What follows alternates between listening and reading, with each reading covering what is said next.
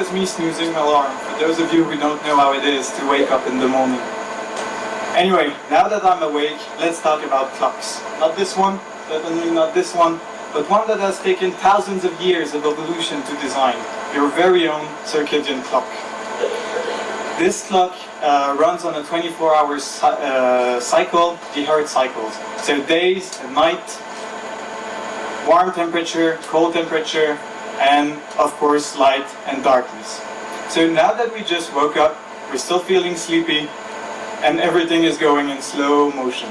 But as the day goes on, you get more and more and more energy until you reach a peak at 10 a.m.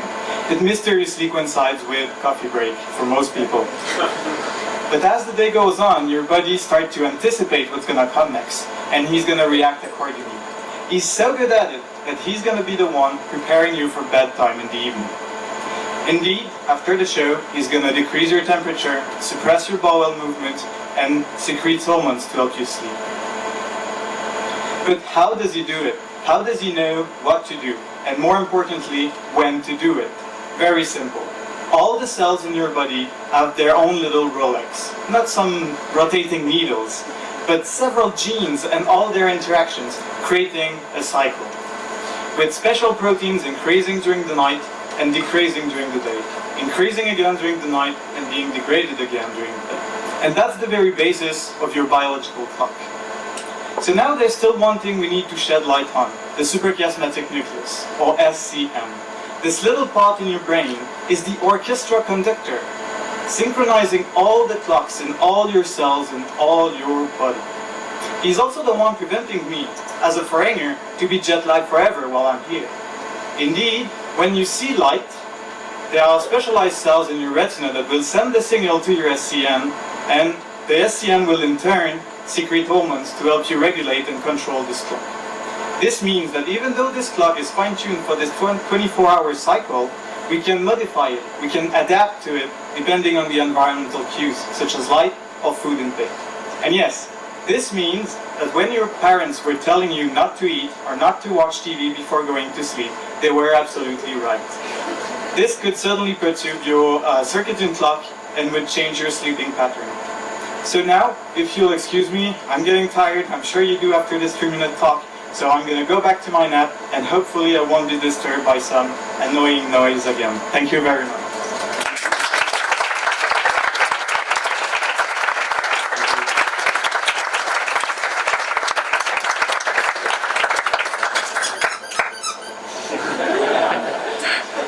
Thank you very much, Jonathan.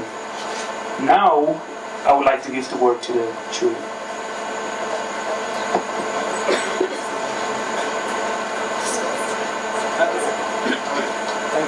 Thank you, Jonathan, for the presentation. I didn't really get why it is important in the first place to have a circadian rhythm. The circadian rhythm is something that evolved through time, because basically this will help you. For example, at the beginning when we had no fire and no light, no electricity, we had to synchronize our life on something because we would be much more productive working during the day or hunting during the night, for example. And then this evolution comes from the 24-hour cycles on Earth. So basically we adapt to this sunlight first, and now of course it might, with evolution, now that we have fire and electricity, it might change a bit. You might see some variability in the future. But what happens if the body is always working full throttle at its climax, for example? They've shown that this biological clock is something innate. It's something absolute. So basically, even if you put someone in an apartment with dim light, they have no control over the conditions they are in, they will still have this 24-hour cycle that's absolute to ourselves. And then you can modify it and adapt it if you want to work more and so on. Then you will change it. Of course, you cannot go on without sleeping, but you will still be able to adapt yourself depending the condition.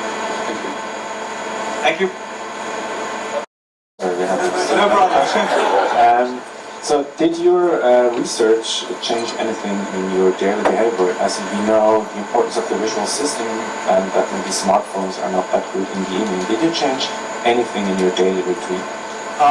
One little thing I would like to put emphasis on is that this topic is also new to me.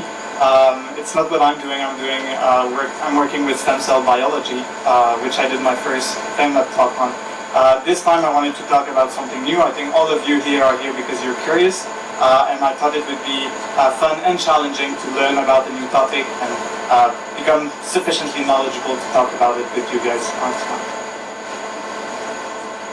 So, what was your first contact with science labs? FameLab. So I'm doing my master's, so I've done a couple of presentation, but it was always at the more scientific communication level with peer-to-peer. And when I saw the FameLab advertisement, I just thought, that seems like a super amazing experiment. I went to do it, and I did. So that's why I'm here. And are there any benefits for your research from doing FameLab science labs?